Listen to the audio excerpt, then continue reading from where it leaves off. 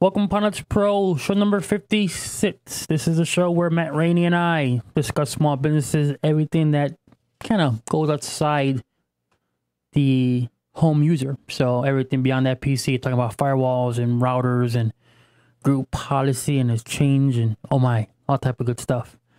Here is the Drew Brees Oh, equivalent of the show, Mr. Matt Rainey. How you doing, man? oh, I'm doing just fine, Lalo.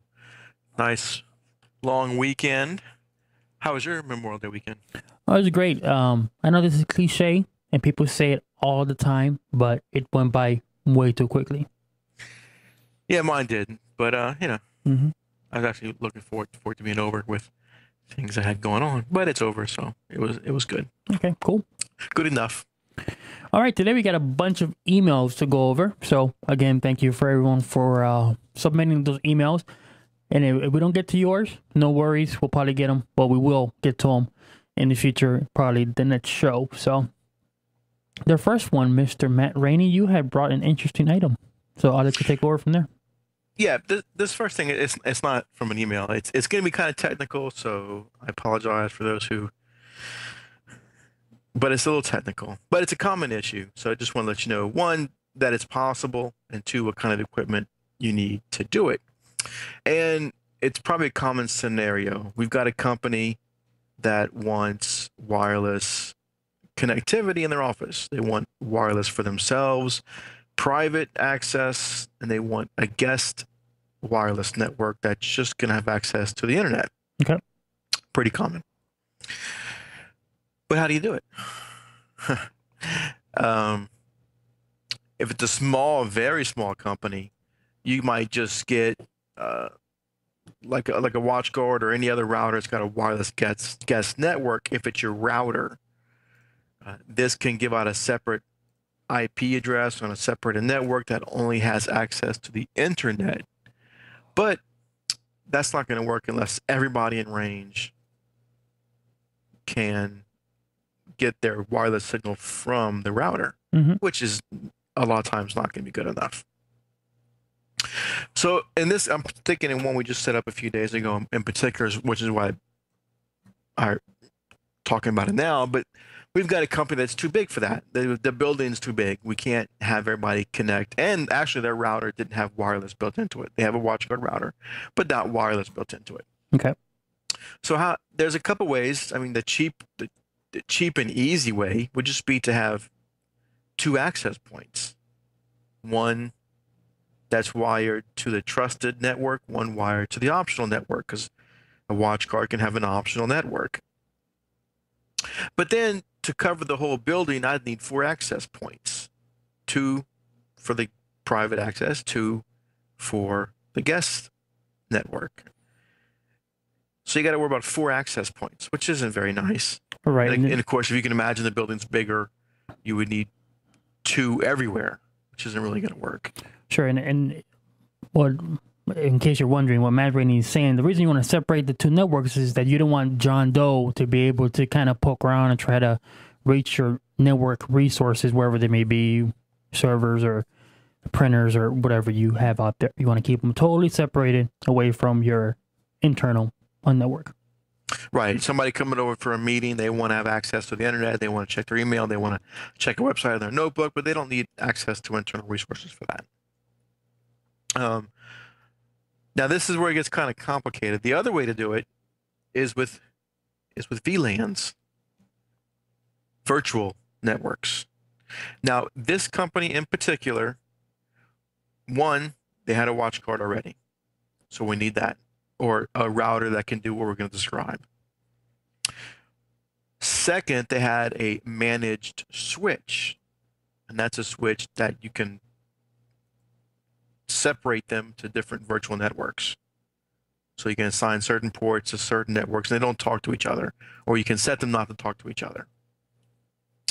Third, an access point that has business features, and we'll get to those.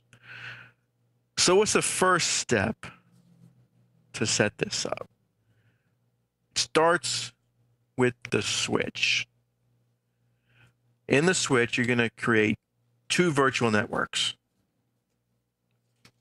Now, for those who are asking, whenever this is the first time they hear the term VLAN or virtual the network, what's a layman's term way of describing that, or give a scenario?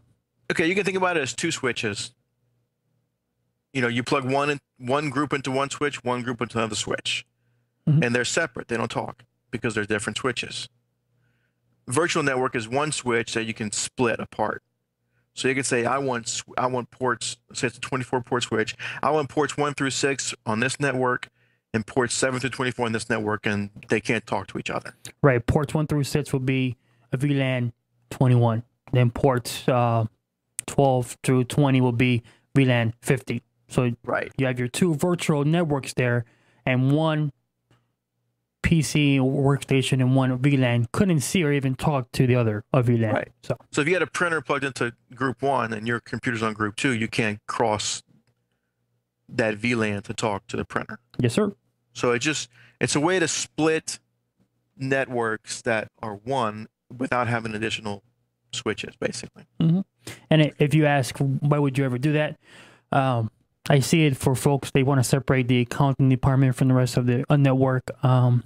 You don't want certain groups to have access to resources to other. I mean, again, there's a lot of rhyme and reason behind it, but virtual network. Right. So in this case, we want to separate them because we don't want people on the wireless guests on the wireless network to have access to domain resources. That's why we're splitting this. So in this case, I'm going to describe, we have 2 access points to cover the building. So that's 2 ports, right? A network cable from each wireless access point has to go to a switch, right? Right. So we've got one VLAN, which is a 24-port switch. We make all the ports members of the VLAN 1, except one port in this case. So the domain access port, let's go back. We've got 2 access points. Each of those is a network cable going from them to the switch. Okay. We've got the router. So normally on the router, you've got your internet access going into the WAN port. You've got a LAN port from the router going to your switch, right? That's right. Okay. Now on the WatchGuards, there's something called an optional network, where there's different ports you can configure for different things. Their older WatchGuard, it actually says optional. It's not, you can't configure that one for different ports. So it says optional. So in this instance, I've now got another cable from the router, from the optional network to the switch. So now from the router, I've got 2 cables going to the switch. Normally you wouldn't want that because you'd have some kind of loop, but this is on the WatchGuard, it's a separate network. It's a separate interface. So what I've got is everything connected into the switch, the WAN port from the ISP, LAN port from the router to the switch, optional port to the switch. So on VLAN, on the domain, I'll call it domain access virtual network. Everyone's a member of that except for one port, and that's the port that goes to the optional network on the router. Because remember, the optional port we want totally separate. Because this optional port in this instance, I assume you're going to use it for the folks that just need access to the internet. Right. Okay. Now, that's the first virtual network. Everybody's a member. Everybody, even the ports that the access points are plugged into. Everyone's a member of that virtual LAN 1, which has domain access, except the optional network on the router. So what you're doing there is separating internal from external folks. Right. Okay. Now, the second virtual network is going to include that optional port from the router, because it wasn't on virtual LAN 1 for domain access. But we're also going to make the access points, the cables that go from the access points to the switch, they're going to be members of both VLANs, VLAN 1 and 2. Because remember, it's one access point. So we want, in some instance, to talk to the domain access group, one instance to talk to the guest access. So it's got to be a member of both virtual networks. Okay. Okay. So that's how you configure the VLANs. Everybody's a member of domain access except the optional network. VLAN 2 guest access is the optional network and the access points. Now, the access points. The access points capable of multiple SSIDs. That's important as well. So now I can create an SSID, and I'll just call it private, one called guest. Okay? Okay. Now, another thing this thing has, these access points, and this is an HP, I think it's V-M200 access point. Okay. So not the typical off-the-shelf access point, but it's one supported for businesses because it has these features on it. You could pick up an access point from Linksys or wherever else. It's not going to have these features, so it won't be possible. So if you're off-the-shelf things and you're trying to figure this out, it's not going to work. They don't have these options. So one, just know that you can't do it off-the-shelf equipment. Look for business level equipment. And then for those of you that might have a Cisco switch or Netgear or GE and is managed, each one might the method to configure the VLANs and what Matt is describing could be a little bit different, but we're just covering the concept of what Matt's trying to do. So now on the access points, I'm going to create one called private, one called guest. These are the SSIDs. So when you hook up, when you get your notebook and you open it up and show me the guest, show me the wireless network, you'll see two. You'll see private, you'll see guest.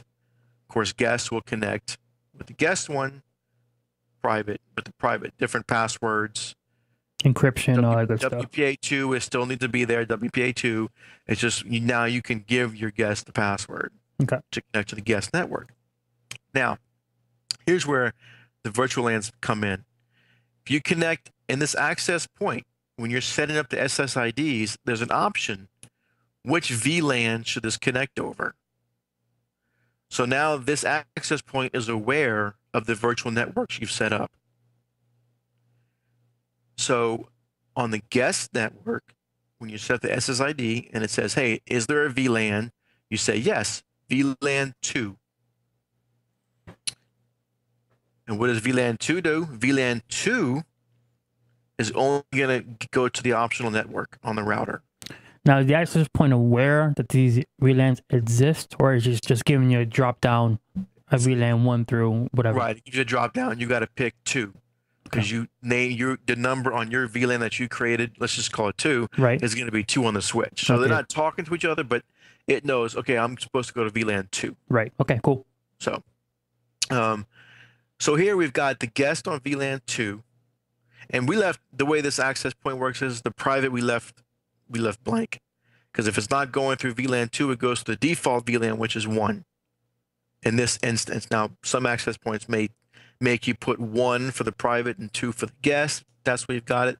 This one worked fine with the VLAN just left blank, but the guest going through VLAN 2. Okay. Now, also in this access point, you can set quality of service, meaning how much bandwidth can use, that kind of thing. We left the private network to very high, and we left the guest network to low, meaning they can get online, but their traffic's not going to take priority over other traffic. Right. Again, it's a feature of this access point. Now, another feature in this is with the different SSIDs, there's an option on the guest network. It wants the SSID, broadcast the network name, yes, allow traffic between wireless clients. Now, on this access point, we put no, because I don't necessarily want, if I've got 3 people over for a meeting, I don't want them talking to each other necessarily, because they might not know each other. Right? Right. So in this instance, I put guest, allow traffic between wireless clients, no. So they can't talk to each other, only the internet. So again, if I'm there with Matt Rain on his private network and I want to share a file, even though I might know his IP address, I can't connect to his PC. Not over the wireless network. Right. You can do it over the internet, if Dropbox or something, but you can't talk to I'm sorry. Right. You got it. Now, there's also one more thing on the WatchGuard, because on the network, and we were first setting this up, this is one piece we were missing. It was not working. You could not get an IP address. The optional network can do DHCP. Now, of course, in most instances, you're going to have the server doing